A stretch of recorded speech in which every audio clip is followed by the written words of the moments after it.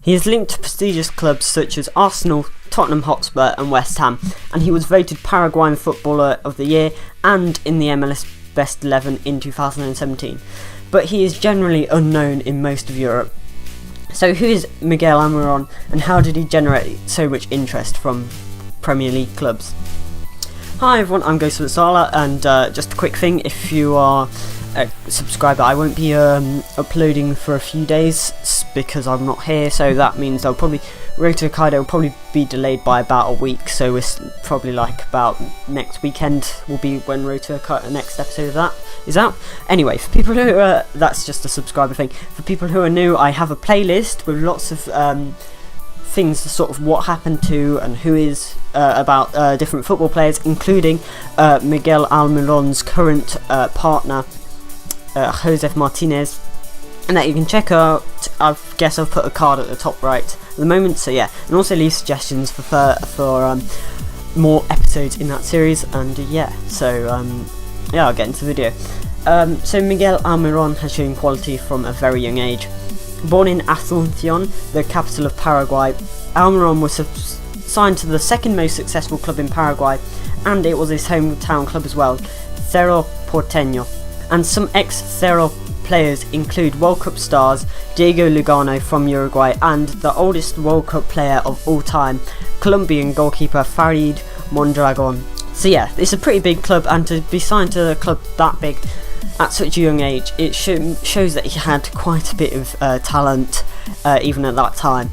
And of course he made his first start for them for the first team in 2013, aged 19 I believe, and they went on to win the title that year, but he didn't really play too much, and he really started to shine in 2015, where in that season he scored 5 goals from midfield in 19 games, so that's quite impressive, especially as he's not really a goal scoring midfielder. During this time, Almirón also starred in the Under-20s South American Championships as Paraguay finished second, which of course was very good. You know, Paraguay are not particularly that well known for their football, so for them to finish second was a really big achievement for Almirón and his teammates. And this was a competition that also starred his current teammate Josef Martinez. He was also involved in that, but they didn't play each other at that time. And while at Cerro, he scored 61 goals in 41 matches. So yeah, not bad. Again, as I said, he's not really a goal scoring midfielder, so some of these stats are not going to seem too impressive. He's definitely more of an assisting player.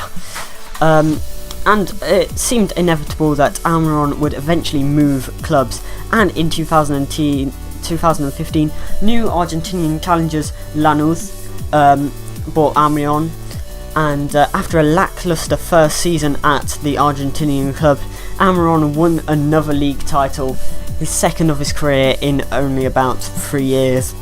He was a constant fixture in the team. Shows how much of a difference he made when he started currently playing all the time. And this was Club Atlético Lanús's first title of all time. So Almirón really did help them.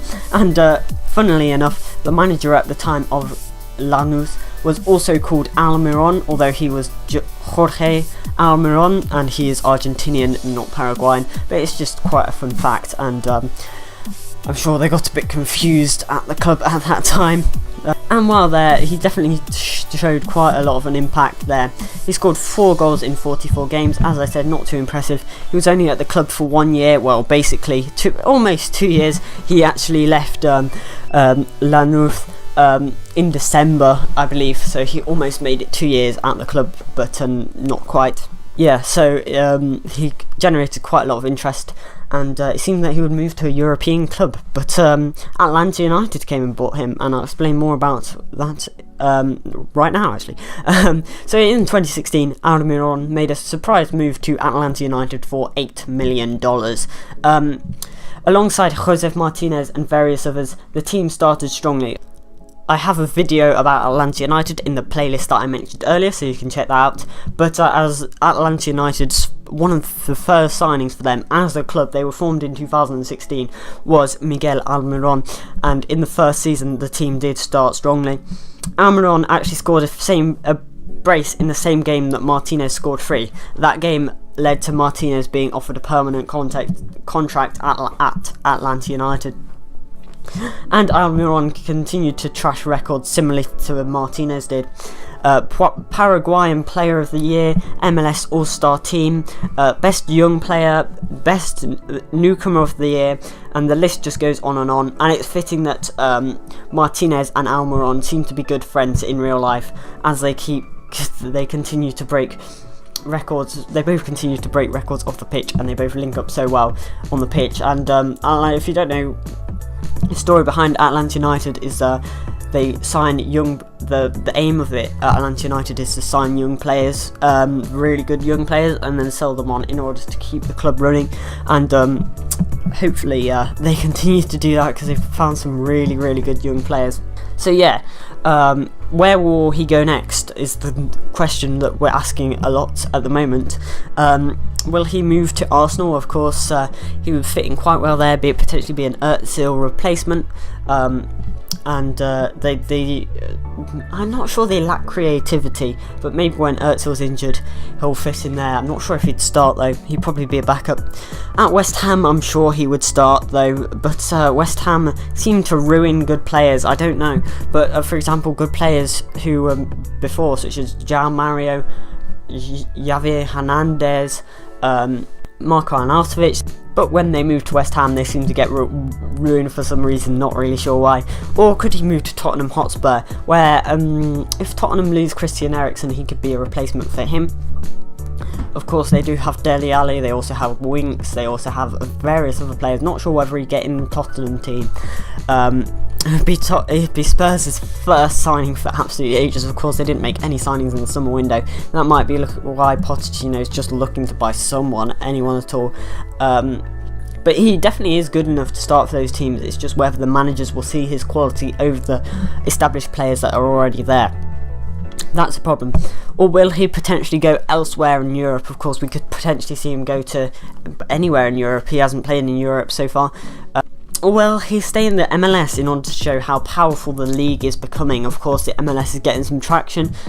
When they signed Martinez, he actually came from Torino, which is a good European club, and he was a young player, still is a young player. So it just shows the quality of player they can attract.